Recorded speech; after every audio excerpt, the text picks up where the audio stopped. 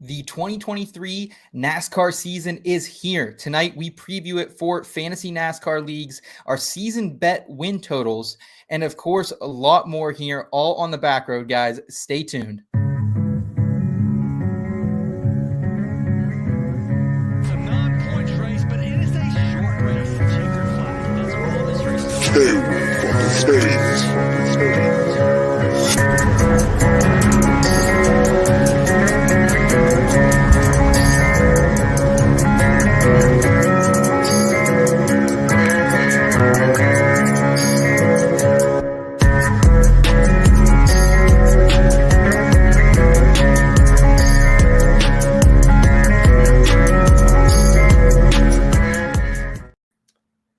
Good evening, everyone. This is the Backroad. It's In Between Media's Fantasy NASCAR and NASCAR betting show. My name's Elliot Hicks. With me, as always, Seth Woolcock. And this evening, we've got Phil Eastman as our guest from the Full Tank with Phil show. Excited to have you here, Phil.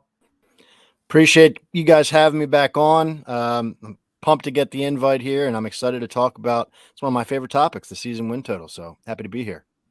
Oh, yeah, it's going to be a good one. We're going through kind of a general season preview, looking at some of the early races today. And Seth, we've got a pretty exciting new feature to the Backroad here that you're going to tell us a little bit about. Absolutely. First of all, I want to thank Phil for being here. Phil, I know this is a stressful week for you, Philadelphia Eagles fan, right outside of Philly there. So I know you're sweating it out heading into the weekend. So we appreciate you being here. Appreciate all the in-between family riding along with us. Very exciting time for us over here at In-Between Media. We got 3 live shows a week between this, our golf show, and our fantasy football podcast. So make sure you guys are tuned in, subscribe to the channel. And yes, Elliot, some super cool news over here. We've officially partnered for this episode with Fantrax. They're going to be our exclusive sponsor for the Backroad tonight.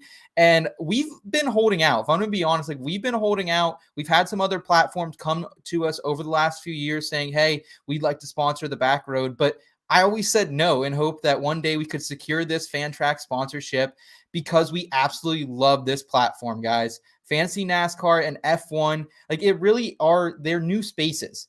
And right now, there aren't a lot of great places to play out there on the internet. Elliot, you and I know that we've played on Excel for many years when we wanted to play Fantasy NASCAR. There's a lot of janky sites out there as well.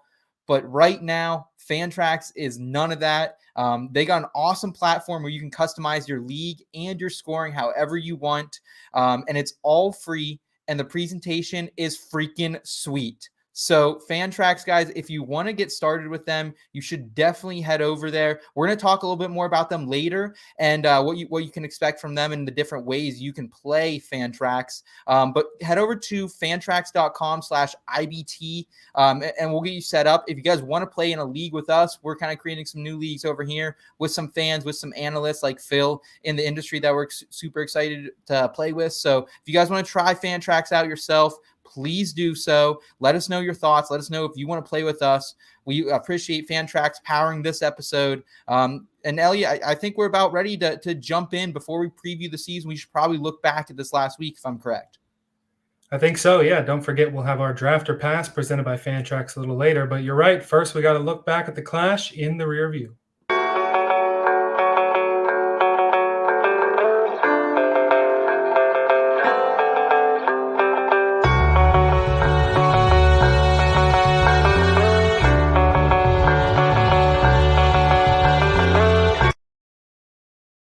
So this past weekend was the clash at the Coliseum. Martin Truex Jr. took the victory in the main race. It was, it's always a fun ride there at the clash. This is the second time we've done this. And, there are varying opinions. Phil and Seth, we talked a little bit before the show started about how, some of the casual fans really love it.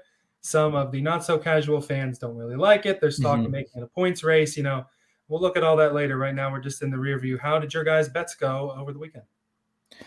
Phil, I know you were a little tighter on the wallet heading into this one, and I was as well. I had a couple outrights out there. Rowdy, Noah Grayson, those were the two I was tailing. I was impressed by Noah Grayson. Like he made that heat look pretty easy to advance in. Looked pretty good in the main show as well. We didn't hit the Rowdy outright. However, we did hit the top 3 at plus 275. So I was really ecstatic about that. However, I started the season fading one driver, and his name was Martin Truex Jr. So that did not go well in my matchup against Kevin Harvick there. Phil, did you fare any better than we did over here at IBT? Plus units, but not too many. Yeah. I was telling you guys before we started, like going into the week, I was just kind of saying, you know what, I don't necessarily want to give out like a lot of picks because I'm just not confident like heading into Saturday and Sunday.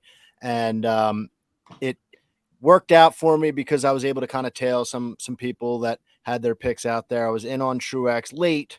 I got him at 8-1, but got drunk on Saturday night and threw a lot of bets in, and woke up and didn't realize I threw, like I had Austin Dillon plus 5,000. I didn't realize I had that until after the race was over. I didn't even have a chance to have fun with that. But I did have a parlay that I was really excited about that I put in sober. And it missed on the final turn. Hamlin passed Byron. That one hurt at the very end. Truex had already taken the checkered flag. So that one hurt, but I did actually have a similar bet to you on Barstool. I threw in Kyle Busch top 3. I had Truex there top 3. So it was, a good overall week for a week or a race that I was kind of just like a little apprehensive about. Came out on the plus side of things and, had a little bit of fun watching it. So all in all, it was a good week. All right, man. Glad to hear that. Elliot, what were your overall takeaways of this race? Obviously, it was about 45 minutes longer than the last race. If you're recording it, I was a little bit behind. I missed a couple laps there trying to bounce from recording back to live, of course. But more lead changes at the same time amidst all this chaos. Yeah, I mean, the Clash is what it is. It's a neat little event. The talk of making it a points race, I don't agree with, but it's a lot of fun to start the season. Like Christopher Bell said in one of the heat races or qualifiers, he says, "This is fun. We're having fun," in a really deep voice after he gets turned around by somebody or other. But yeah, this race is a good time. I was high on Kyle Busch and MTJ. I was the only one of the 3 who was on the up and up with MTJ. He ended up rewarding me. And the Rowdy top 3, he ran really well. Got dumped there, toward, I think it was pretty late in the race. And I was peeved. I had to walk out of the room at that point because he was having a great run, and then he did get turned. So yeah, that sucked. But that was, I feel like most of us, most of our bets, it was like, okay, our guy's moving up a little bit, and then one corner and they're dumped. Yeah, and we saw that with Bubba Wallace ran up in the front, and he ends up getting dumped after losing the lead. Ryan Preece, really good showing for him in that number 41 car. It felt like an eternity there. We had about 7 restarts in a row. Preece and Bowman on the front row. You'd get around about to turn 3, turn 4, and then there'd be another caution. So that was, as a Bowman guy, that was fun for a little bit there, but it didn't work out with the 48 car either. But end of the day, it's a fun race. I think we all had a good time. It's great that we all came out, at least with plus units, even if it wasn't, we're making a fortune on this race. Yes, sir. It was fun to see like who took it seriously. It definitely was an exhibition race, like for all intents and purposes, because you had guys who were kind of just like out there, driving around out there for the pageantry. And then you had guys who were like taking it like super seriously. And like that combination, you could see like when it intersected on the track, that's when guys are getting punted and sent the other way, especially in the heat races, like the guys that were just like kind of out there. The one thing I do enjoy about it is the heat races. Actually, like that is why I was like interested to see like how could some of these guys move through the field. Like Bubba, you mentioned Bubba. I actually took a bet on Bubba on Sunday sober after he showed some strength, like in the heat races. That was fun. So I'm glad that they had that part of it. To me, that makes it a lot more watchable. And yeah, I mean, I like it for what it is. Yeah, I'm definitely with you there, Phil. I'm a fan of the heat races way more, and the last chance qualifiers. Those are fun, but just too many cars in this main event. I don't know how they instead of them adding cars this year, I think they went from 24 to 27. They should have been subtracting a couple. So I think they'll look back at this and maybe make some adjustments if they do end up running here in California. Obviously, there's the debate right now. Auto Club could be shut down for a couple of seasons, so they might need something out there in the Golden State, Elliott. Yeah, I think maybe like 20 cars is the perfect amount, but then you have 16 chartered cars missed. So that's a lot of our favorite drivers could be taken out of it. And that's an interesting take too, that I feel like a lot of people either don't think about or they maybe overreact heading into the start of the year. Some teams take it seriously, some teams don't. Like RFK Racing, I think this is both times at the Clash, Neither Keselowski nor Buescher made the main event. Last year, Buescher may have, but I know Keselowski's looked like crap both years there. And I think RFK just focuses more on putting their efforts into the main season. So I don't know what takes you guys are going to have as we go on. I think if you're an RFK guy looking at them, they were kind of on the upswing at the end of last year. I think a poor showing at the Clash doesn't necessarily mean much because it is just an exhibition race. You got to go all the way out to California. You don't want to wreck both of your cars. You take backups, burn both of those. It really can vary depending on what team, what driver, what manufacturer you're pulling for out there. Yeah, it's a great point. Like, not to continue this conversation any further, it has to go, but like smaller teams, I feel like are really screwed by this decision to go out to California. And I would consider RFK a smaller team in the scheme of things. Like they're being forced to spend this money that maybe, these other guys, it's like chunk change to them. And I could understand like why they're just like kind of going through the motions and they're really focused on what matters. Like, cause to them, that's everything. This is just a show. So thinking of it like you said, as the teams and manufacturers, that plays a factor, and probably remember that for next year, gambling on the show a little bit. But yeah, it's a good point. Yeah, it's almost like the Clash is a fun little warm up for the drivers and a fun little warm up for everyone gambling. Throw a couple of bucks on it, see what happens.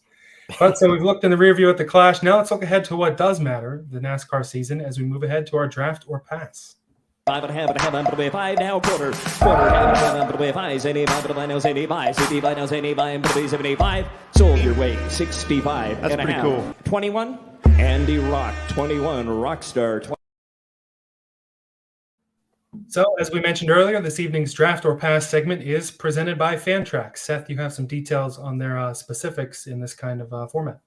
Yeah, again, so Fantrax, guys, it is a once-in-a-generation platform that you can get over there, and you can customize it based on your league, size, scoring, however you want to do it. Very customizable. That's why we love it. I'm going to kind of walk through a couple of the different features in some of their season-long leagues. The first is your classic head-to-head points driver tiers. So you're picking drivers every week out of the tiers, kind of like DFS, but there's fewer tiers. And then you're playing someone kind of in like a fantasy football situation. One-on-one, if I beat Elliott, I go to 1-0. If he loses, he goes to 0-1. There's also total points with those driver tiers as well. Still picking out of the tiers, but it's more kind of like your old school fantasy basketball or baseball league. You're just trying to score as many points as you can by the end of the season. And then total points, again, still same thing, but there's no tiers. So you can pick any drivers. A lot of people then gravitate towards those betting favorites. And there's the head-to-head with no tiers as well. My favorite personally is the total points driver tiers. I think that gives you the most range with what you can do. Guys, I'm super excited to play more Fantrax this year. Again, if you want to sign up today, go to fantrax.com/IBT. And let's get in some draft or pass here. Elliot, looking at the board, obviously Martin Truex, he's kind of the big name coming into this week. Is he on your board at all here for draft and pass? Well, remember what we said, the Clash is kind of its own little thing. Who knows if Truex is going to be good. I'd like to think so. I would really like to keep on that train, and that's why he's my draft this week. I was the only one who was on him last week, and even though the Clash is its own isolated thing, like I said last week, Truex, the way that the season went, it wasn't that he ran poorly all year. He had a few really good runs. He ran up front competitively, and he just had one of the unluckiest seasons I've ever seen, that it did not work out for him even once to win a race. There were races where the 19 was the best car, and people really forget that because you look at the stats on paper and you see, oh, he finished in 35th, or this thing happens at Bristol, or this thing happens at New Hampshire, or whatever, this pit penalty somewhere. I think the Truex, is he going to be dominant? Probably not. Is he going to be the best Gibbs car? Maybe not even the best Gibbs car, but I think the Truex, potentially because of last year, he's going to be undervalued, and he's going to be able to make you a little bit more than normally he would, for those couple of years where he was one of the favorites week in, week out. I like the call here. I cannot get behind it still. I'm still going to keep fading. We're gonna get you on Truex Nation here. We're getting. Yeah, I'll go more into it a little bit later when we get to the season win total bets. You obviously know what side I'm taking on the Truex here. Phil, do you have any overall thoughts on the MTJ debate? Can we read into last week at all? Is he someone we should be drafting in our Fantrax leagues? So I had a guy coming into the show tonight to draft, and I've been searching on someone to pass. Truex was at the top of my list to call out to pass on, but I'm not, he's not going to be my official pass play. I'm going to try to find someone here. But the reason he came to mind, it's a strange stat, but it is a stat. The winner of the Clash, their average length of races to get their first race win of the year is like 10.5. And last year, Joey Logano hit that number right on the head. He hit like the 10th race of the year or 11th race of the year. It was like right there. Like I did the research back to like 2012 and was following that.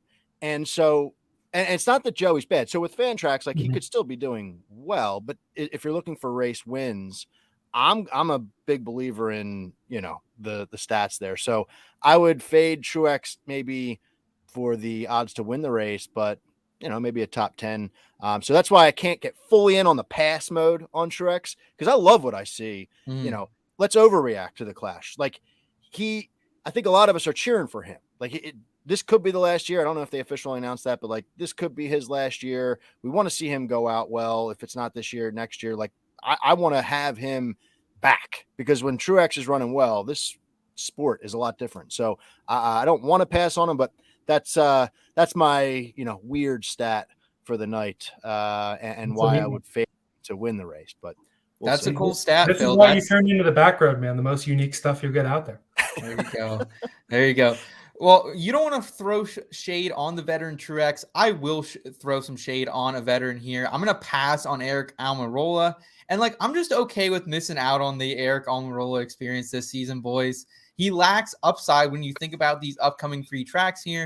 Of course, Daytona, Auto Club, and Las Vegas.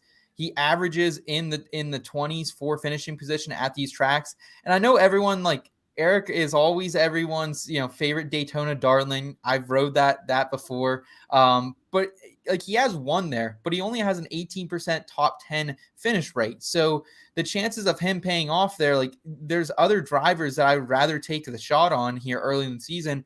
Ryan Preece, see what he can do here opening up the wheel. Justin Haley, Noah Grayson. I think those guys just have more upside here despite the lack of experience compared to Almirola. We already saw him and his crew chief yelling at each other this past weekend over the choose roll. I don't know if NASCAR is to blame or Almirola on that one, but it just doesn't seem like it's going to be a good time this year to be riding the Eric Almirola train. So I'm going to get out in front of it, and I'm going to say I'm not on board right away.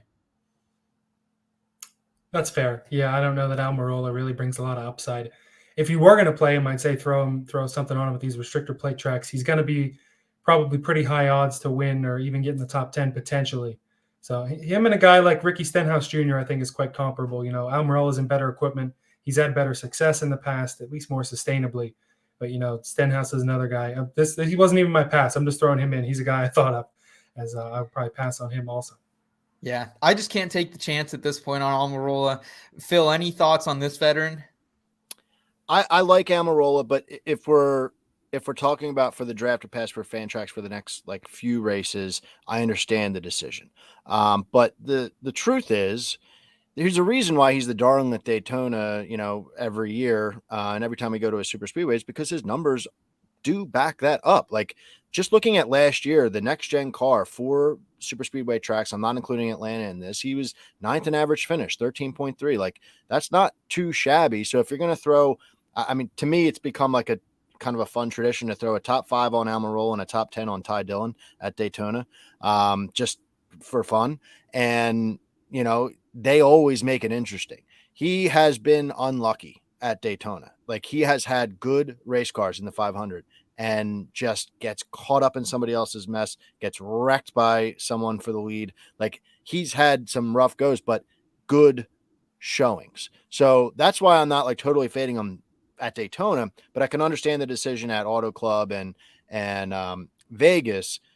I'm not so sure about his stats there. He's someone who catches fire. In his career, he kind of catches fire as far as top 10 in them to death. And you got to get on that train, because once you start seeing that, he's very consistent. But then once he's off that, it's full fade mode. So I understand it for the conversation we're having, but I am going to be on him at Daytona. Okay. I will not take that shot again. Last time we were in person, Phil, I was riding that 60-1 ticket kind of throughout the day, and I was getting a little amped up. So I'm gonna save my Eric Almirola shares for probably later. I'll probably drink the poison at some point. Phil, do you have anyone Talladega, maybe. that you're fading coming into the season, or going to be drafting here over on Fantrax when we do our first draft just next week? So I'll go with my draft. This is someone that as soon as I saw the sheet and what we're going to be talking about, he came to mind. And it's Austin Dillon. I mean, talking about someone who is Yep. like a favorite of everyone, he's not a surprise pick at Daytona. Like, he's done well there. Won the 500. He actually was the one that wrecked Almirola for the lead. But he's won, in the summer race. He's a good super speedway racer. So if you're talking about the first 3 races is where my mind was going. We're talking about early season. He's good enough to take. He's always in the super speedway conversation. That same stat, 4 races last year in the next gen car. He's 4th in average finish. Like, he's just good at performing there. Now, act of God, can he get swept away like last year with like 20 laps to go? Yeah. Like, that's obviously something that could happen. But I like guys that you can kind of rely on that somehow, some way they find consistency at a very inconsistent racetrack. Moving forward, though, his best race of the year last year, I think, was Auto Club. He came in second. He damn near won that race. And I think only going there once, they've got good notes from that next gen car, probably better than most others in the garage. So that's a big deal. And then they finished 10th and 11th at Vegas last year, consistent at that racetrack as well. So to start the season, I'm digging Austin Dillon the first 3 races. And did you see the way that Kyle Busch worked with him at the end, let him get past him? Austin Dillon had the better car. I think having a veteran teammate like Kyle Busch in that garage is going to be a big deal for Austin Dillon. He's always kind of been the veteran of that team since he came in as a young buck, had to deal with his brother and some other not so great drivers in those cars. And, Tyler Reddick's been great, but Tyler Reddick was also, a youngster coming in. So I think RCR, I'm going to be riding that as well. I think I'll talk a little bit more about that team in general later on, but I really like that call there, Phil. Yeah. I mean, your point is correct about the team situation. I think Austin has always had to be like the guy in the shop. And I don't think he's got like the guy leadership qualities. And not that Kyle is some sort of like captain, but he doesn't have to be the guy. He can be Robin. Mm-hmm.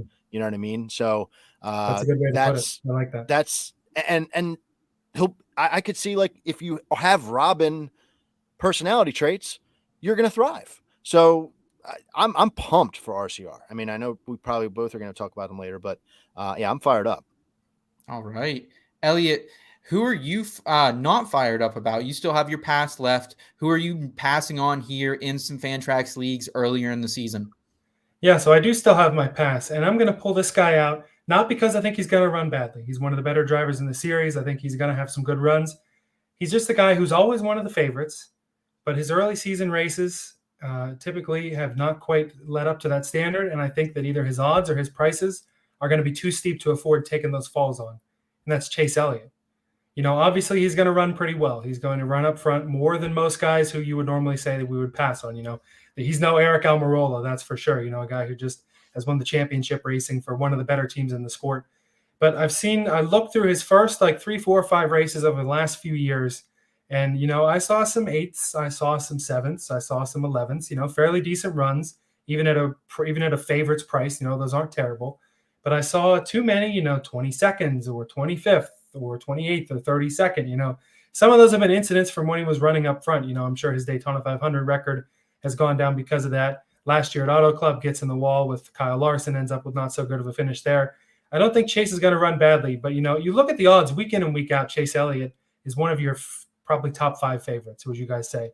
He's up there, and I just think that's not that he's necessarily a slow starter, but it'll be a slow enough start that it's worth seeing how the odds kind of work themselves out. Is he going to be one of the favorites, and is he going to run like a favorite should to start the year?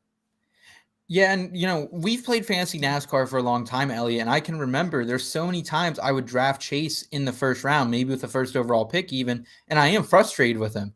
And it's sometimes just the bad luck. He's had a top 3 finish at Daytona, so he can run good here. However, he doesn't start that well. And to your point as well, he's going to be a guy, if you are playing the tier mode over on Fantrax, he's going to be in that top tier of drivers. And right now, I think there's just other drivers I'd rather spend that top tier on than Chase Elliott, to your point here. Phil, any thoughts here on the number 9? I think it's a great point. I think it's a good play to let Chase, have the season come to him, because we've seen that be a successful strategy. Like they don't panic. They have really had this happen a few years, like you said. Looking at the first few races, I mean, I can remember a few years ago it was like, what's going on with the 9 car? But then they're there, and I'm really intrigued by Chase. As this season goes on, I talked about like the notes for Austin Dillon at Auto Club. I think Chase, his notes, that team's notes on this next gen car at all of these racetracks have to be the best in the business. And so I think letting the season, they're not going to panic. They're going to let the season come to them, like I said. And I could see them taking a little bit of, time to get going, like a freight train. But once that train's moving, it's going to be tough to stop. So I like this no play on the 9 team. Okay. I'll bring us here with my next draft, and that's me, Ryan Preece. Talk about a guy who came out of the gates ablazing this last week at the Coliseum. Looked awesome. The best SHR car, the best Ford car in the Clash by far, led the most laps, 43 of them, and he's a 50% top 10 rate at Daytona in his 6 starts. That's why I'm really intrigued for Ryan Preece here early. And it's hard to say, I can't draw a lot of data points from, he hasn't raced in the next gen cars at Auto Club or Las Vegas. So I can't say that I'm particularly thrilled to play him at those races. However, this is just a solid driver all around, boys. 29 out of 36 races he's had a finishing car, so he finishes most of the time, and that was with a lot lower equipment. Now he has some good SHR equipment. He's one of the better Fords out there right now. He's going to be in those lower tiers that you can get over on Fantrax and in your DraftKings lineups these next couple weeks. So I'm going to be riding Ryan Preece here early in the season, boys. Yeah, Preece is a good pick, I think. For the opposite point I made about Chase Elliott, he's going to have some pretty long odds early in the year. And if he runs anywhere near as well as he did at the Clash, he's going to be worth that pickup a lot of the time. I'm a big fan of Ryan Preece, especially at Daytona. You got to throw something on him. He's got that ability on super speedways. But just to comment on Preece for a second, I am cheering for him just as a fan because of how he took this no ego. What a year last year, right? He just said, all right, I'm going to be whatever the Stewart Haas taxi driver was, or whatever they called him, the backup driver, whatever it was. And he had himself a year. I commented on the podcast, to start the year last year, he's going to have the most fun out of everyone in NASCAR. And he did. Went down to the trucks, won some races, went to Xfinity, won some races, performed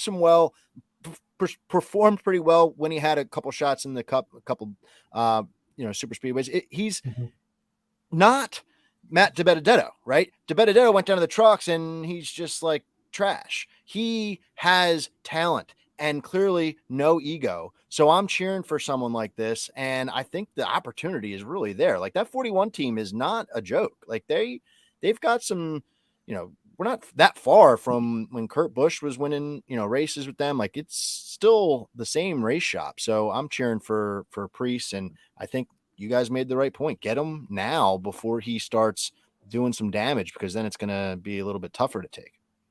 Let's go, baby. With Preece, you really have to be happy that he is getting this shot. This dates back to, I forget if it was maybe 2017, 2018. He had a little bit of sponsorship. It would have been enough for a full season at one of the smaller Xfinity teams. He takes it, runs at Joe Gibbs Racing 4 or 5 races in the Gibbs 18 car, which was the best car in Xfinity at the time.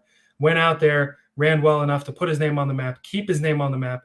Now he finally gets his shot with a pretty good team in the Cup Series.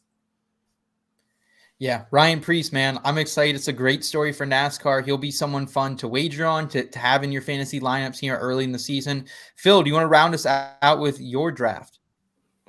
Or pass? So this is my pass, and I think this is pretty easy. So I'm not going to overthink this. I was looking at some of the bigger names, and they didn't all check the boxes that I was looking for.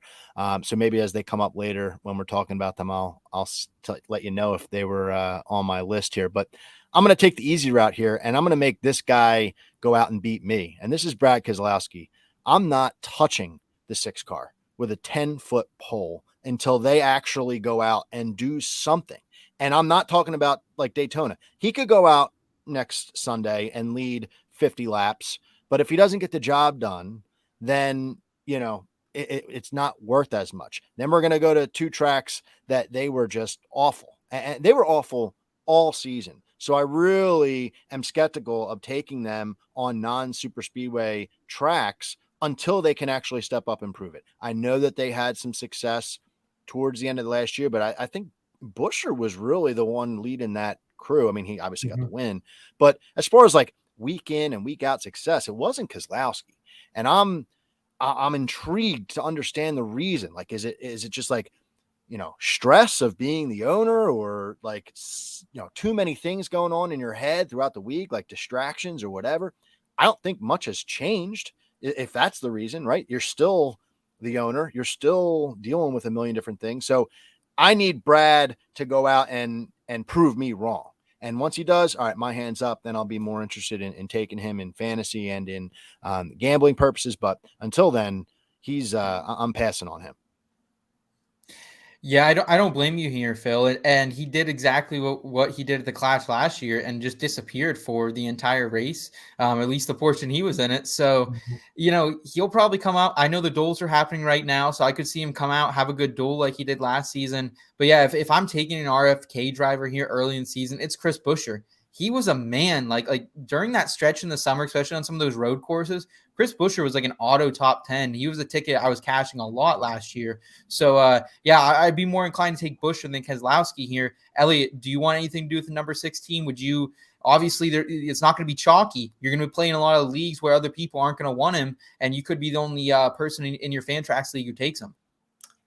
Yeah, so at Daytona, I think I am taking Brad. You know, he'll probably have a little higher odds than, or probably a little higher price than I would want to grab him at.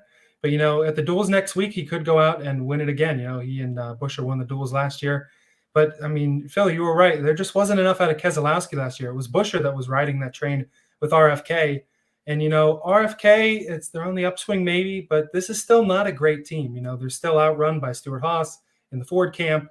They're outrun by obviously a lot of good Chevy teams, and probably all the Toyotas are probably better than RFK. This is probably a project, and I'm sure Keselowski knew this when he bought in. This is a project that's going to see its best days when Brad Keselowski's not in the number 6 car. You know, he's getting up there in age. He still is a guy who can win. He is a guy who probably has not seen his last win in the Cup Series, but it's getting closer. And he knows it's getting closer. He's got a lot more focus on the owner side than the driver side, I feel like. I think that he's not quite there yet, but he's getting to the point where he's a super speedway only play, I feel like, in my mind. Where, you know, he can go out there, duel with the best of them at Daytona and Talladega, but basically anywhere else, I don't think so, Brad. Yeah, and I might have already thrown a free bet on him for Daytona. So you're right. Like super speedways, I'm not, you know, but like I said, he needs to get it done in order for it. Like finishing third, I don't think is really helpful for, you know, you as the fantasy player because of what's coming down the track, and for the team because it's just going to get washed away in what's coming if they don't change it. And talk about like the owner, and like, I agree. He probably realized this was a project, but I think he's got to be a little shell shocked as how far behind he was. He was behind the 30 cut line last year for most of the year. Roush was not good for years. I mean, this Buescher win was its first win since 2017 with Stenhouse, and they haven't been competitive week in, week out since, you know, Carl Edwards, Matt Kenseth, and Greg Biffle were driving those Roush cars. So if he is surprised, those were the days of Roush, man.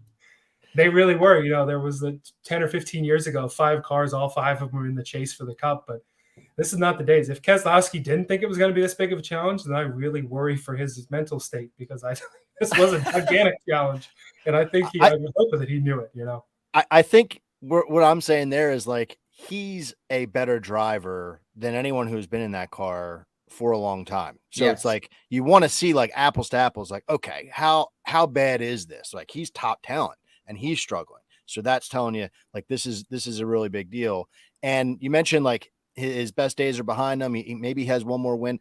I think the stress comes in because as an owner, I think his only goal is to make that 6 car a destination car, to be able to sign people.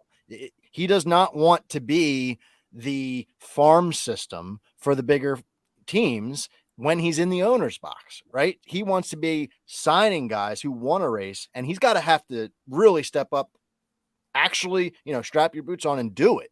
Because if he doesn't, and I think that's where the stress is coming in. It's only been, a short time, but they got some work to do, I think, to make that a real thing. So, yeah, that's why I'm passing on him. Prove me wrong is really what I'm saying to the 6 team.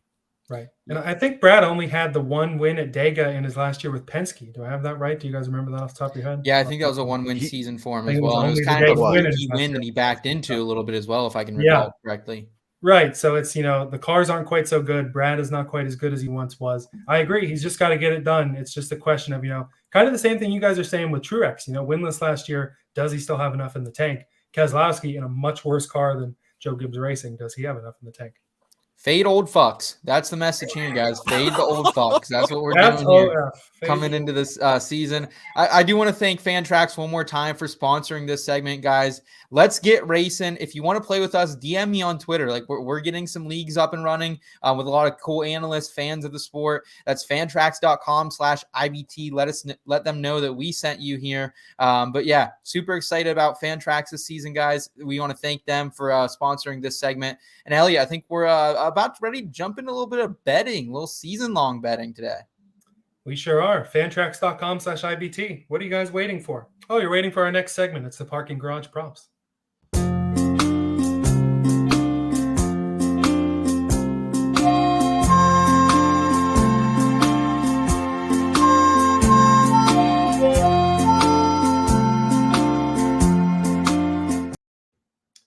All right, so we do still have another week before we get to the Daytona 500 and get the regular season rolling. But a lot of the season-long win totals are out on some of these platforms, and you guys have some picks as to whether you are in or you are out on some of these guys. So we'll start with Seth. What do you got here?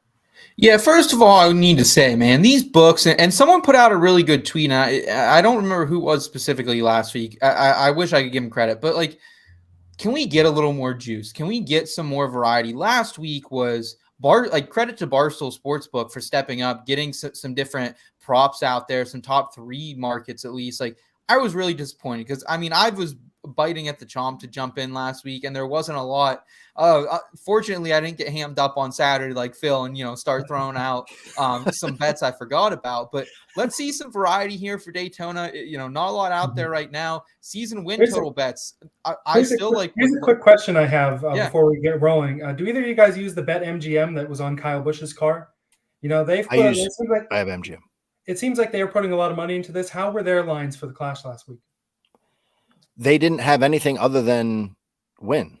Yeah.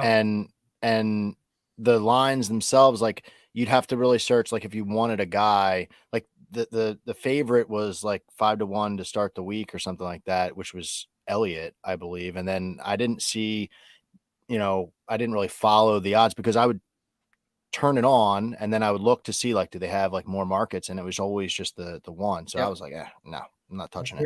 Yeah, I made a recurring joke last year that, I feel like some of these odds makers aren't watching NASCAR. And, BetMGM is throwing money at the Richard Childress racing car. It's glad that Barstool, they've had their sponsorship on cars before. But, yeah, I agree with the sentiment. Let's get some stuff on here so we can throw money at these books, man. And even some of these season win totals, they have been adding them more and more over the last week or two, but there are still I haven't found a line on Ryan Preece anywhere. I would love to hop on that because I'm sure it's about half a race, and I would love to hit the over on that. But I'm going to start with one of my favorite overs here, and it is Tyler Reddick over 1.5 wins, -155 on Caesars, guys. And Tyler Reddick, like it or not, he's a top 10 driver in this sport at this point. Top 8 and top 5 last season. And that just proves that this guy is getting up there. He's racing at the top of the pack, and he's also top 10 in the metrics for top 10s, tied for top 4s in polls with 3 of them. That's going to help out on road courses, short tracks that you kind of want to get ahead of, and then he can maybe hold that position throughout the race. And top 10 in laps led with 5:03. And this is another one, let's not overthink Tyler Reddick this season. He's a guy who was a top 10 driver racing somewhere around the 6th to 8th best Chevy, depending on how you view Bowman or Dillon compared to him. And now he's in the third or fourth, like he's the third or fourth best Toyota. So I just think realistically to have 1.5 wins as a line, I think that's an easy smash. Chicago road course, he's someone early in the season that I think could tear that up as well. So 1.5, I'm not sweating this one. Phil, you kind of were taken aback a little bit there when I said maybe the top 3 or 4 Toyota. What's your thoughts on Mr. Reddick and that sentiment? So I'm not taking the under, but I'm not taking the over either. This is a no play for me. Wow. And I'll win money on him on a weekly basis, but I don't feel right putting myself in a position where like I need him to perform without seeing anything in this new vehicle. I'm going to go deep here. Like this whole experience, the Tyler Reddick experience over the last calendar year, reminds me very much of my favorite driver, Casey Kane, when he was performing very well at RPM and he was the, flashy young guy and the next one and all that. And he signs a mid-season deal with Hendrick. He actually had a gap year. He had to race for Red Bull, but Red Bull number 4 in Phoenix. yeah, dude. Yeah. Side note, that's my white whale diecast. It's impossible to find, but anyway, did not get the success that we thought he was going to get when he went into top tier equipment at Hendrick. And really just kind of like fizzled out. He finished like 4th best in his career in 1 year. But that was it. And you could say like every stat that you just threw out there, you could apply to him. And for whatever reason, it didn't translate. And I am not convinced. You say 3rd best Toyota. First of all, take all 4 JGR cars and move them to the front. And then he's got to battle Bubba. Like, who's the 5th best Toyota? Because they're not as good as JGR. I don't care who's driving it, Ty or whoever. I would still take. I think Tyler Reddick's equipment is probably equal to Ty Dillon at this point. I don't think it's that much of a difference. You mean Ty Gibbs? Ty Gibbs. Apologies. I guess we'll find out. But the reason I'm scared, I'm scared to take the over, and I'm kind of tempted to take the under, is because Toyota was dog shit on road courses, and was it Chevy or was it Reddick? We were all anointing him king of the road course last year, but like maybe it was the vehicle. I don't know. We need to see. And so that's why I'm like, this is not a lock in my mind. You got the growing pains. This team is not, starting and plug and play situation where it's just going to throw whoever you want in there and they're going to just accumulate wins. Like they were having a celebration for Kurt's win and Bubba's win last year. It was like they won the Super Bowl. Like they're happy with one win. So I'm skeptical of Tyler Reddick. I'll get off the soapbox now. And, but that's just how I feel. And like I said, I'll win money on a weekly basis on him if he starts performing well, but I can't put myself in a position to be stuck on him all year. Okay. Elliot, any thoughts here on closing on Tyler Reddick? Yeah, I kind of like the no play here because I'm definitely tempted to take the over. He's got all the firepower behind him, had a good year in that 8 car. The Casey Kane comparison I've never thought of, but I think I'm on board, Phil. That's a good comp. That was a good comp. I didn't even think about Casey Kane. That's a damn good comp, though. It's an extraordinarily good comp. And the biggest thing here is not even going to be, is Reddick a good driver? Is Bubba a good driver? Are they better than JGR? Are they worse than JGR? It's, can this team keep moving forward? They had 1 win in their first year. They got 2 wins in their second year. Are they going to get 3 wins in their third year? Who knows? Yeah. I will say too, like Casey Kane was on every fucking commercial, like when he was in that number 9 Dodge still. Well, like he was a real chick magnet, with the fans, wasn't he? So people loved him. He was like that generation's like Chase Elliott. People just loved Casey Kane, and unfortunately, Phil fell for that bamboozle. But Phil, what is one of your season-long bets you're taking here in 2022? So I like, I'll throw a couple quick ones at you and you guys can comment on them since I just ranted a lot there about Tyler Reddick. Let's go back the other way with Reddick. I'm taking Kyle Busch over 1.5. I actually got Kyle at plus 100 on Caesars. And now the market has shifted. I mean, I think a lot of people agreed. Now he's up to minus 125, which is now the favorite. The over was a heavy underdog, but I think people are on Kyle. I'm one of them. I have Kyle, a championship position on Kyle. I think for all the reasons what we talked about earlier about RCR in 1.5, that number 1.5 seems very doable. Apples to apples, who's a better driver, Kyle Busch or Tyler Reddick? I'm going Kyle Busch. You're putting him in that equipment. He can get 3 wins. So if that number was 2.5, I'd still take the over. And then the other guy, speaking of 2.5, he's the only driver on Caesars out of all 18 drivers that are available that has the number 2.5, and it's Denny Hamlin, and he's plus 115 to go over 2.5. I think Denny is set up for a very good season. He's the guy at Gibbs. Just like, we're assuming Truex has like a little bit more of a ramp up to go. Like he's the guy. He's there for a few more years, you have to believe. And he's got his team kind of stable now, so he doesn't have to worry about all that. Like we talked about with Keselowski, he had 3 wins last year, had 1 taken away. So I'm in on plus money for both those guys to hit the over. Only question I have here for both of you gentlemen, do we think that Denny Hamlin here, obviously he's got his new podcast, he's doing a lot more in the kind of the media realm now, he's a car owner. Does anyone worry that maybe like his heart's just not in like, catching fucking dubs and going out there and cashing tickets for us? Or do we think like he's still full send, but this is just who Denny Hamlin is? He's a guy who can wear a lot of different hats. Because I think the argument can be made for both sides. Elliot, what are your thoughts here on number 11? I think Denny's still full send, and I think that he's showing more of himself than he ever has. He's feeling better than he ever has in and out of the car. I like it. I do like what I'm seeing. Yeah. Yeah. I understand the concern. He's doing a lot of different things, but he's run well. He has continued to shut up the haters. He's continued to run very well. Is he ever going to win that championship? I don't think so, but we're not talking championship here. We're talking race wins, and I can see him popping off a year. Maybe it's not quite 8 wins in the regular season like it was back in 2020. I think that we see that 11 car in victory lane quite often this year. There we go. We got our guy Eric in the chat saying, fellas, it's Scar season, baby. We got to get Eric from Green Screens Media in our Fantasy NASCAR League. I think he would enjoy that quite a bit here. All right, so you took Denny Hamlin here. You think he's hitting the win total. What about one of his cars here, the Bubba Wallace one? Can you get on this one with me, Phil? Over 0.5 wins. He just needs one. It's not great odds. It's minus 155 at Caesars, which for a season-long bet, I do like to have a better odds than that, I will say. But this guy just gets better and better. Like, he is a competitor.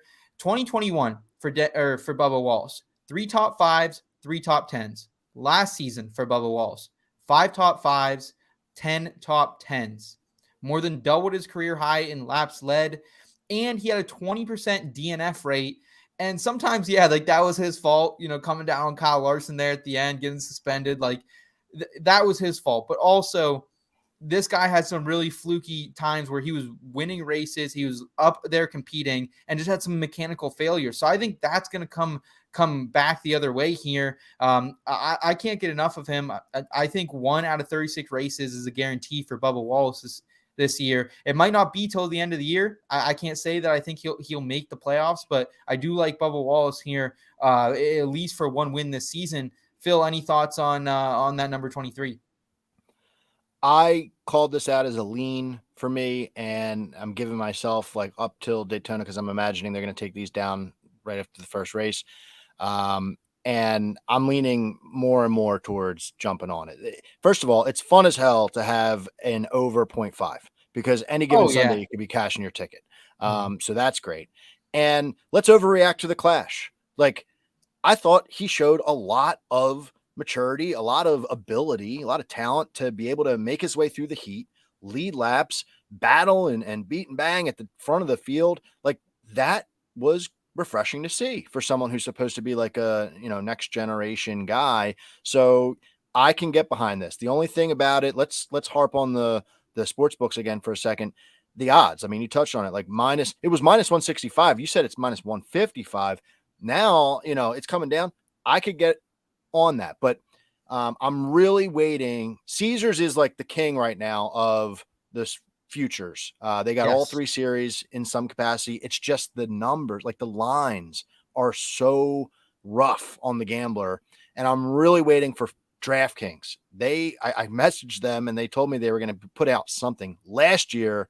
their lines were phenomenal. When we saw like minus 165, they would just move the number.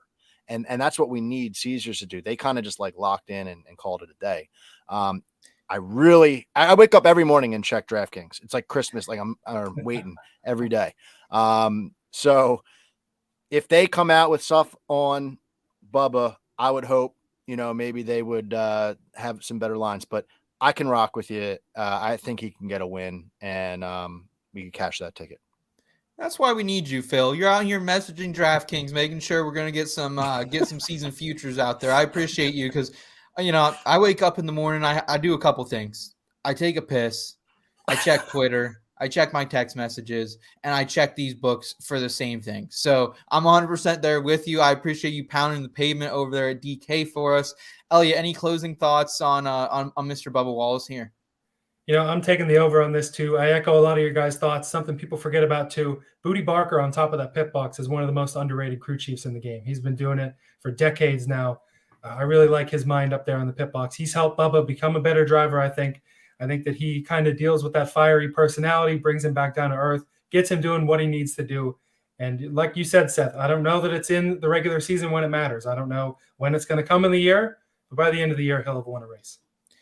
And how about him just being like one of the best memes of the weekend, just sitting in there, drinking the water, just pissed off. Like, that was kind of cool to see. Like, it shows you, like, Bubba Wallace doesn't care if it's a freaking exhibition race, the all-star race, or the last race of the season. Dude's going to go out there and compete. So you like to see that. Phil, any unders you're on the season win totals that we should be aware of and tell you?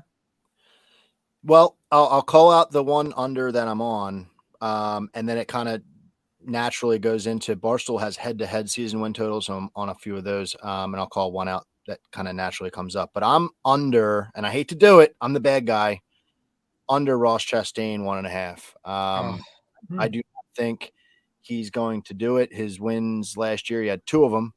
He pointed everyone to death. That's what I keep saying. Like he was great at points racing, but we're talking about wins, and his wins came in a super speedway and a fluky road course win where he had to wreck someone. So, can he do it on one of these like regular tracks?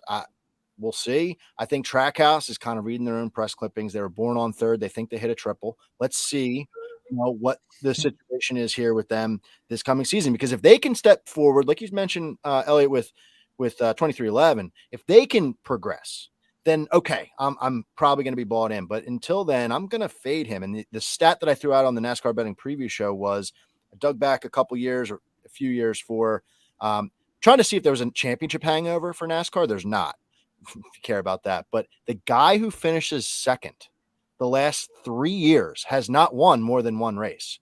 So wow, Phil, you are coming up these are some damn good stats, man. Holy hell. I mean, I'm I like to kind of find like weird patterns and bring it up. Is it something to hang your hat on? Probably not. But like that in combination with like my belief of, what they're doing. I don't necessarily see him being like this unbelievable, he's going to be there every week type of guy. And if I'm wrong, it doesn't mean I'm necessarily not going to watch practice and bet on him to win a race throughout the season. Like going to Nashville. Okay, great. Like I'll, performs well in practice. Great. Count me in. I'm not going to make this like my hard stance that I can't take him throughout the year, but I feel that there's value here. It's the plus money side of this. He's minus 150 to hit 1.5. I'll take the plus money and ride with it, and we'll see what happens. And I said how that naturally progresses into a head-to-head. Barstool has him up against his arch nemesis, Denny Hamlin. And so if I think Hamlin's going to go above 2.5, and I think he's going to be below 1.5, I had to take that. So I took Hamlin. I think it was minus 122 on Barstool. So love the head-to-head matchups as well. And that one just fell right in my lap. So that's where I don't know. I know I'm a bad guy for taking it because he's the Mellow Man and Hail Melon and all that. But I don't know what your guys' thoughts are. Listen, I'm a Ross fan, and I even struggled a little. Like, that had to be a no bet for me because obviously as a fan of the guy, I'm not going to take the under, and the over was such like a decent line that, I mean, those wins were wild. Like you are right, Phil. Those wins were wild. He pointed his way to where he got to. obviously, like everywhere from going out of bounds at the road course to the crazy move at the end, like last season was the season for Ross Chastain. Is 2023 the same thing? That's left to be determined. So I can't make that bet as a fan of the driver. However, I'm not going to blame you for taking it. Elliot, any final thoughts here on the Melon Man? Well, with Chastain, you also forget that some of that spotlight may be taken by his teammate Daniel Suarez. He finally got that first win. I'd be curious to see if there's any bets on him. I mean, if people, I think his line was what, a half. His line was half on Caesars. I think one half. So one win, you need to cash that, Elliot. Yeah, I think that'd probably be worth it. I think Trackhouse is going to continue to run well, but it's the same thing as 2311, like you said, Phil. Is can they really take that next step? And that's a high number for Chastain to get back to 2 wins. It's risky. I don't blame people who take either side of it. I can see really either way. I know the drivers have to be like super confident, but on the NASCAR betting preview show last week, we had Spider on from Barstool Sports, and obviously they have some great opportunities to talk to these guys. And Spider had a conversation with Daniel Suarez when he was in the office, and he told Spider he's winning 5 races. I heard that. Yeah, that's awesome. An absurd number. It's an absurd number, but like if you shoot for the moon, you'll land in the stars type of deal, right? Yeah. So 0.5, like he's minus 160 on Caesars. Like I could see it winning 1 race, and if he wins 5, God bless him. But but I think your point to say like he's going to take some stuff away from his teammate is valid. We need some alternate lines on these drivers. How about it, Phil? That would be a fun one to take that over 4.5 on Daniel Suarez, get some crazy odds. Yeah, that's probably like Leicester City winning the Premier League money. That'd be historic. Or like that dude, whoever had the parlay last year of like Ware, LaJoy, and some other car in the top 10 at Daytona. That's historic levels. I hope that guy's having a good time. Like, I just hope that guy's out there having a good time, having a couple Coronas on the beach somewhere, because damn does he deserve it after that hit. I'm going to round us out, boys, with, and this is one I kind of talked about a little bit in a column already for IBT, and I'm going to talk about it again. And I'm not as confident as I was a week ago, obviously, but I'm going to keep fading Martin Truex Jr. I get it. Like, he showed up, and he showed me what I was looking for at the Clash, but like, he is a very good Martinsville driver. Like, that goes into Martin Truex's script 100%. But it's plus money, plus 150 for under 1.5 wins. For a guy who didn't have a win last year, and I think he is, like, despite everything, I think he is lowering down on that Toyota totem pole. He's at least a 4th driver, I think, that they're caring about at Joe Gibbs Racing. Obviously, Denny's their bread and butter. Christopher Bell's the rising star, and you think Joe Gibbs is going to care about his grandson rather than an aging veteran a little more? 100%. But just in general, too, like, this is a guy who only had 2 top 5s last season. His best finishing position was 4th. I would rather take money on a guy like Tyler Reddick to reach 2 wins, who at least Reddick was up there competing for wins week after week. Yeah, some fluky stuff happened, but he also finished more races than all the other JGR teammates. So I think, like, realistically, 2 wins for Truex, man, that's a lot of wins. Plus money to take the under. I'm going to do it, boys. I'm on the MTJ train, but I can't blame you. That's fair. Plus Two's money. A lot. Two's a lot, man. Like, that's fair. For we already said it, like, fade the fucking old guys coming in here. Fuck them. Like, we don't really give a hell. Phil, any thoughts here on Martin Truex Jr.? Can you back the under here? Is this another no bet for you? So the over is minus 180, and that's ridiculous. Like, I can't drop minus 180 on that number. So I can see where your mind's going. You're looking at the big plus money down there, and I'm a believer in Truex. Do you guys know, did he announce that this is his last year or not? He hasn't said it. He hasn't said it yet. No. I think this has to be. There was enough speculation that they had to put out like the fake Jordan "I'm coming back this year" thing. So it wouldn't surprise me at all if this is it for him. I think he knows this is his last year. I think he can get 2 wins. Now, the thing about it is, so this is a no play for me. The thing about it is, looking back last year, the parity is huge.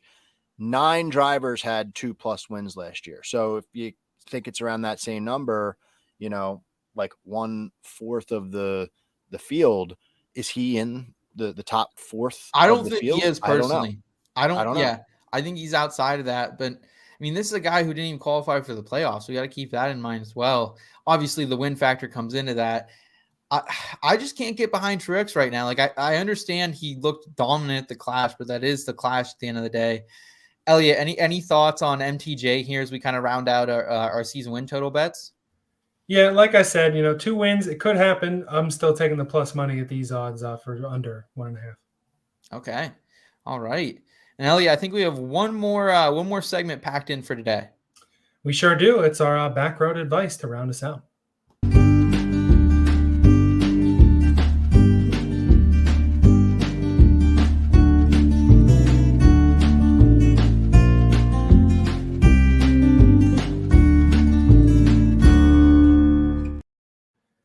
So the season's really getting rolling. We're all firing up our first episodes of the year. There's plenty of fun ways to get involved with the betting and fantasy community and just even NASCAR Twitter as a whole if you really want to extend it this year. Seth, what do you got here? Yeah, so really the point of this segment today was how can you get involved in the NASCAR betting and fantasy community? And I will say, when you get in with the right people, this is a great community. I've only known Phil, other guys that we've met in here just within the last year or two, and we've developed great friendships, camaraderie among analysts, and even like the people who just watch our content. I can't thank them enough for tuning in week in and week out. We're continuing to get better over here, but there are so many like small things you can do to get involved. And like, I think it comes down to A is this thing. Say something nice to someone. Someone today put out a tweet, hey, like, does anyone else like get through their day watching Fantasy NASCAR podcasts and tagged IBT that, he watches us over his lunch break. Like, that was so nice of him to do that. He didn't have to do that. So I just greatly appreciated that. So whether you're going to say like something nice about a content creator or guys, like tag a driver, hey, like, no, I appreciate how you, won me money this past week. I appreciate that. Like, crew members, engineers, like there's so much access to people nowadays, especially on Twitter, that you can reach them and do it in a positive way. I think that's the biggest thing is like, just be positive out there. Say something nice. Like, you don't know what, one nice thing you say about someone is. I put out a tweet last night about how I think Holton Ahlers, he's a quarterback out of ECU, got gypped and didn't get invited to the combine. I said, man, this is that's a crime. Guy liked my tweet. We kind of started DMing a little bit. Like, that's the power of technology right now. So like, take advantage of that in a positive way. Phil, I know you're definitely a proponent of that as well. And I know you have some other ways that you like to play NASCAR and kind of get a little more skin in the game as well. So I'd love to hear that from you as well. Yeah, this is the time of year where I get like FOMO, like future FOMO, where like the season's about to start. I want to make sure I have like my hand in like every cookie jar. And then it kind of like fades out. But this is the season where I'm really going to like keep everything going and juggle everything. Started something. I know I mentioned it to you guys, but everybody has this opportunity. Like, find a site like Fantrax, get your buddies involved, and that way it like keeps you involved throughout the year. But we're going to take a shot and do something, a one and done league this year with a bunch of other podcasters and content creators, and just trying to give us like more pieces of content to talk about. Like, this is the driver I'm taking this week in the big pool and why. And it's going to be fun to kind of like talk shop, talk trash, and see where you kind of land throughout the season. Anybody has the ability to like do that, start a league, get it going, and get your buddies involved. And then another way to be involved in season long NASCAR this year, I was actually like talking with the CEO of that Grid Rival app this off season. They were trying to really get into the NASCAR market, and I was lucky enough to sit down and have conversations with him. And they just announced the other day that their offering is live. And so if you're in a state that it's possible to play, that looks really fun. It's basically just simplistic. You choose between 5 head-to-head matchups every race in the year, and you're going to fall, or rise and fall on the leaderboard all season long. So more ways are popping up to follow NASCAR, have fun with your friends, have fun, and win some money on NASCAR as this market continues to explode. So just keep your eyes peeled. And if you don't see anything to join, start your own and tweet it out there. Cause like you said, Seth, like maybe somebody will see it and it'll blow up. So that's what I'm looking forward to. Couple things to kind of piggyback off you there, Phil. One, 100% am really looking forward to this one and done poll. We're going to start a segment over here on the Backroad about it. Still kind of throwing out some names. The first ones that came to mind were a little bit inappropriate, one pump chump and that type of stuff. So kind of going away from that a little bit. But in general here, I'm super excited for that. And like, there are so many fun ways to play now. And like we said earlier, how we partnered with Fantrax today. Like, I'm just excited because like, there are good platforms out there. You just have to find them. So whether you're trying Fantrax, whether you're going to try what Phil's suggesting here, whether you're just be riding some of the bets that we're placing this season, there are a lot of fun ways. One of the easiest ways to make sure you're plugged in, make sure you listen to Phil's podcast, Full Tank Phil. If you guys Google NASCAR betting podcast, Phil's going to be the number 1 or 2 to come up. So just Google that. Make sure you're subscribed to him over on iTunes. Make sure you're subscribed here on IBT Media as well.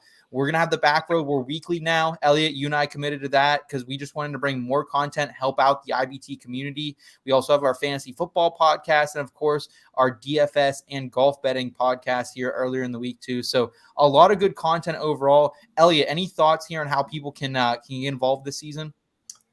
Yeah, so I mean, I'm maybe not fair to kind of piggyback off both your guys' answers, but putting out the positivity is good, and then also not putting out negativity. There's so much negativity in the world in general. I see it so often on NASCAR Twitter. Not necessarily the fantasy community, but the fans. Not necessarily saying, "Hey, this driver did a good thing." It's this driver sucks, and I hate this driver, and everything like that. It's we're having a good time here. You don't have people tweeting at quarterbacks the same way all the time. It feels like NASCAR. There's just so many people that are just negative all the time. It's like, let's just have some fun with this. And it's the same thing with all this betting stuff too. There are people who put a lot of money on this stuff. There are people who put money on it every week. And then there are people like me, I don't bet on it at all. It's a revelation for some of you, I'm sure. The guy who hosts the NASCAR betting show doesn't put the money down. But you can have fun with it too. You can follow the lines. You can root for this driver or that driver. You don't have to risk a lot of money. If you're in a position where you're like, yeah, this looks like fun. I don't really have the extra money right now to put a bet in or whatever. We can still have a good time. We can talk NASCAR. And that's the great thing too, is that the bets that we make, it's all what happens on track. It's different. In football, there's so many different stats and things like that. And, a guy can have a bunch of rushing yards and a team can still win a game. And, if the team still wins a game, it doesn't affect you how many rushing yards there are. You can cheer for these wins and just be happy that your guy won. You don't have to worry about whether he hit over the line or whether this thing was good or not. So, having fun with it and just being positive, man. I like both of those things for sure. Awesome. Well, yeah, I appreciate you riding with us tonight. Phil, we appreciate you coming on tonight. Any final thoughts for the 2023 season? Any final things we should be thinking about gambling-wise, fantasy-wise, or just NASCAR in general, life-related as well? I'm just more so excited about the year. I think that the spot, if you go backwards a year, 365 days ago, this community, this market, whatever you want to call it, was definitely smaller. A year before that, it was non-existent. And on my podcast, I kind of felt like I was just like talking out to no one. And things have totally changed. Meeting everybody, the past calendar year has been phenomenal. Seeing this interest, like they were talking about it on the morning drive today, gambling, like things have changed. There's a new Dirty Mo podcast with Steve Letarte that is going to be all about the NASCAR betting week in, week out. Exactly. Like things are looking up. So if you're in this realm and you're a fan of it, this is going to be a great year. Like, so I'm really excited to see how, and we touched on it a million times on this episode, like we need the books to react with us. Yes. And yes, follow we do, along. sir. Yes. So I'm excited to see what goes on. And I just want to thank you guys for having me on. And Seth, I wanted to give you a shout out here, because when we were up in Lancaster together on the live show we did, you were in my ear about getting on like YouTube. And I am going to have a YouTube element this year. Here we go. Anytime I have a guest on, I'm going to be putting that out there. We'll be doing it via YouTube, and we'll have that visual element, that ability for people to watch us on there. And hopefully every episode I have a guest. So there's that portion of the podcast out there for people to absorb that way. So thank you for getting in my ear about that. It's my, getting my feet wet. We'll see how it goes. But I appreciate, meeting you guys, and we'll see where the season takes us, fellas. It's going to be fun. Let's go, Phil. We appreciate you, man. We appreciate you riding down the back road tonight. Elliot, take us home, my friend. Yes, indeed. Thanks, everyone, for riding down the back road. Next week, we're finally going to start focusing on the Daytona 500. It's here. We're so close, and we're ready to roll. So we'll see you next week. Let's go, baby.